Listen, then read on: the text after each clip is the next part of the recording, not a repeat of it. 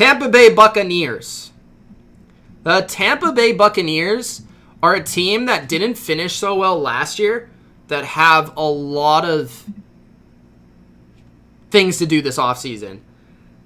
This is like an interesting place. I've said interesting a lot on this stream.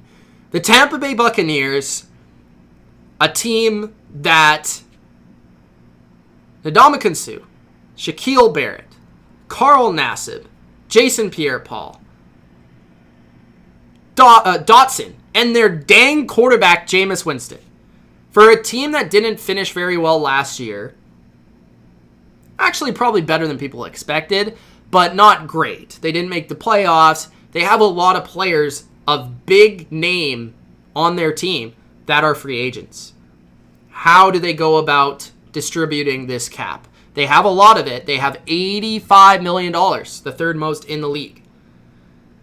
I think they tag Shaquille Barrett and probably sign him. They probably let Nassib and maybe even Pierre-Paul go, although they've said they want Pierre-Paul back. And they said that Suh wants to be back. And see, I would rather get rid of Suh and sign Pierre-Paul. That would be me. We'll see what they end up doing. I think it's easier to replace interior defensive linemen than it is to replace edge rushers, in my opinion. In my opinion, you re-sign Jameis Winston because you're not going to find a guy, unless you get Tom Brady, which I don't think is going to happen. You're not going to find a guy that can make as many big-time throws as Winston. Winston played very well last year. I know he threw a lot of interceptions, but he makes a lot of big plays. And if you upgrade your defense, you could have a team that could go to the playoffs because he scores points. We know that. You know, he might turn the ball over, but in Arians' offense, they force the ball down the field. And there's no quarterback in free agency that's a better downfield thrower, including Tom Brady, than Jameis Winston. Jameis Winston's a perfect fit at quarterback for this offense. So, honestly, I think you re-sign Winston if you're not going to go the draft route, which I don't think they will. O.J. Howard, you could trade. I could see that. Cameron Brate is fine at tight end if you do trade him. On the offensive line, you could use a right tackle if Dotson doesn't return, which he very well could. Donovan Smith, Marpet, Jensen, you're good there. Right guard might be a need, but I don't think they're going to go out into free agency to do that. That's more of a draft thing.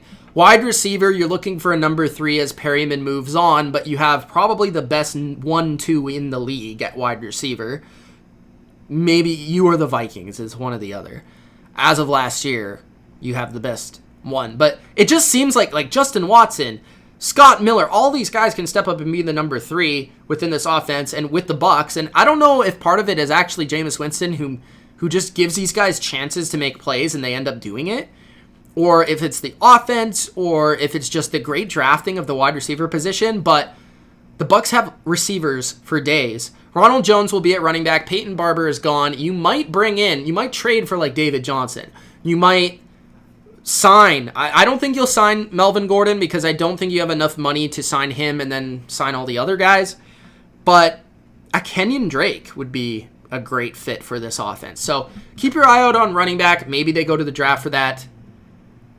Safety and corner are the big needs that you want to bring in. I think, if you were able to sign Byron Jones, that would be amazing. I don't think it's going to happen, but Trae Waynes, a mid-tier guy like that would be an upgrade. Safety, I think Harris is in the conversation. For the Bucs, I think Clinton Dix, Trey Boston, all those guys make sense to me at free safety. They'll at least sign one safety, one pretty high caliber safety. And then they might look to draft another. So that's my opinion on the Bucs. I think this is a great offseason for them. If they make 1 or 2 big signings that can improve their team, I think they are pretty close to being a playoff caliber football team.